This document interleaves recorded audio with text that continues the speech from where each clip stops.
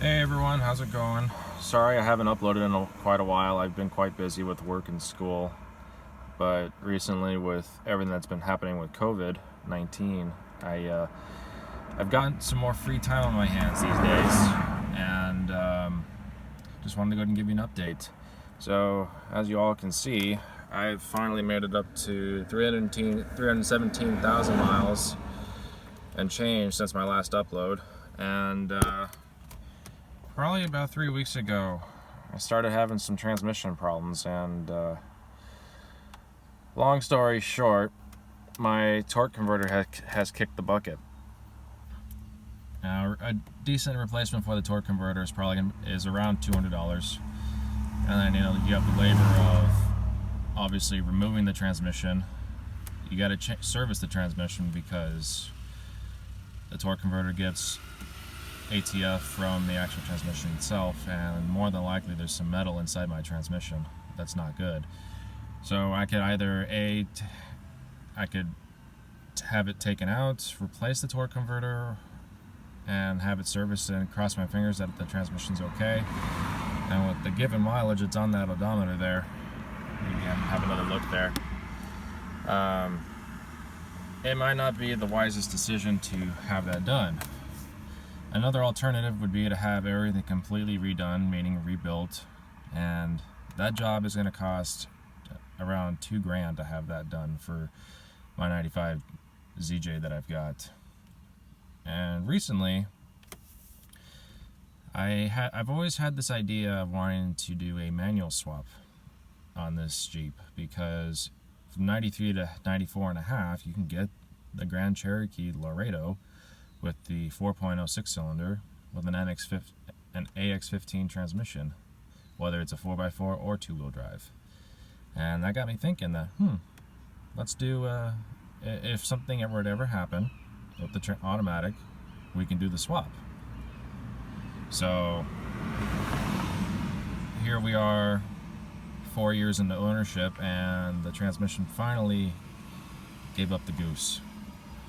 And I revisited that idea I had, and I watched a couple of videos on YouTube, and there's this one guy on YouTube where he got a Dodge Dakota NV3500 transmission and swapped it into his Grand Cherokee with the V8 Magnum, and he used the transfer case out of the Dodge as well. But so I got thinking and hopped on Craigslist to see what I could find, and wouldn't you believe it, I came across a 99 Dodge Dakota with the 5.2 Magnum and a 5-speed NV3500, and it's a 4x4 with the NP231D for the Dodge transfer case. And that's it, actually, right there in front of me. I'll give you a look here in just a moment. The backstory on that truck: drove to Colorado, I picked it up, I spent $250 on the truck because the transfer case is actually split in half, which I'll show you here in just a few moments. And the guy also, the previous owner, just decided to part the thing out because of what happened with the transfer case. So he had another truck and he started taking parts off it and whatnot. And that's another reason I got the truck for so cheap. So though it is a rare Dodge, unfortunately at this point, it is a parts truck because a lot of the wiring has been cut out of it. Like the doors, they're missing all the wiring. There's a lot of stuff missing under the hood. It does run, but there's a lot of parts that are missing that if you were to nickel and dime it would end up becoming more than the value of the truck at this point, because the truck does have 250,000 miles on it. But no further ado, let me show you what I've gotten done so far. I've gotten down to the plate here where everything is at, and I'll show you guys every step of the way as I go. This is just a highlight right now. I will start my next video off with complete disassembly of the interior to start the changeover. And for a little surprise for you guys, because the 231 transfer case was only available from 93 to 4.5, or the Grand Cherokee, the shift plate that would normally be right here for the four-wheel drive is unobtainium. You just can't find it. But I was actually very fortunate enough, I was looking at Google Images and I came across this for sale on a it was like a Craigslist for Utah, but I don't remember what it was called. But either way, I got a hold of the very rare 231 transfer case shift pattern plate. You will never find another one of these on a parts list, more than likely, because they only made like 5,000 of these units if you're lucky, and most of them are not on the road anymore. So this is unobtainium here. Now let me go ahead and show you guys what else I have going on with the truck.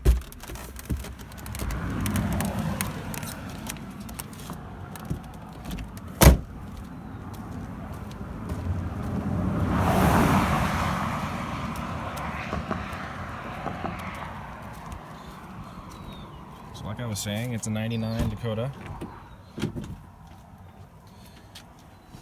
The interior is pretty much all gone. I had to buy doors for this just so I can keep it on the street.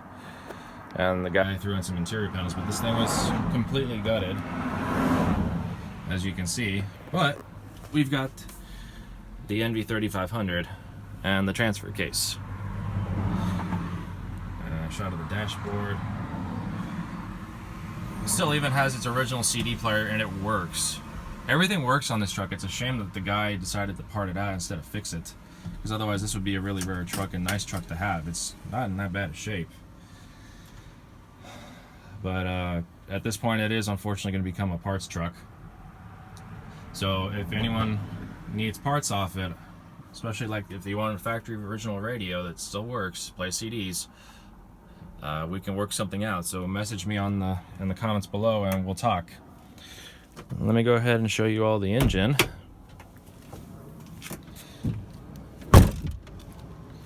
Again, Magnum V8. This has the 5.2 liter in it.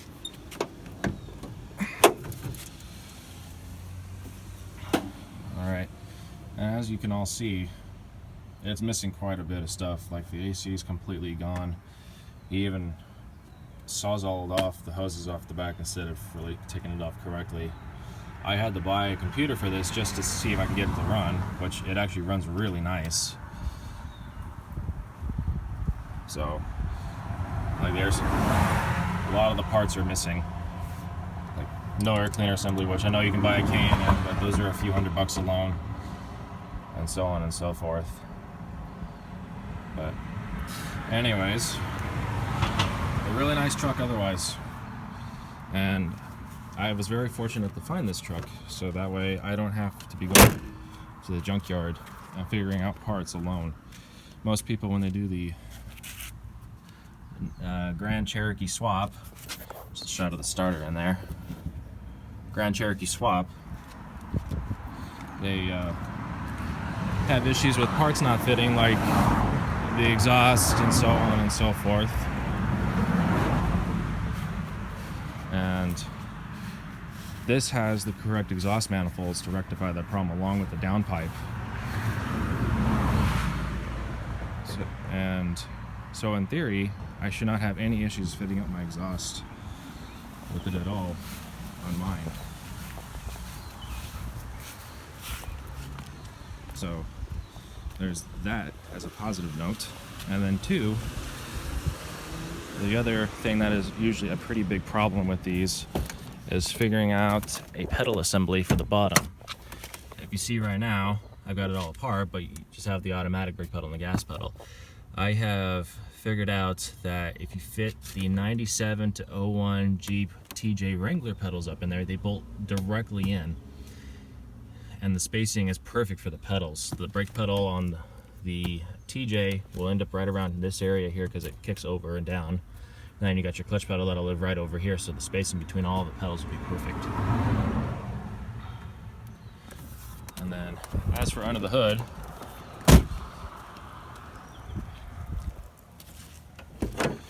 it is all apart right now, but the earlier Grand Cherokees from 93 to 95, you already had the access hole in the firewall, there's just a little bolt-on plate right there for the clutch master cylinder.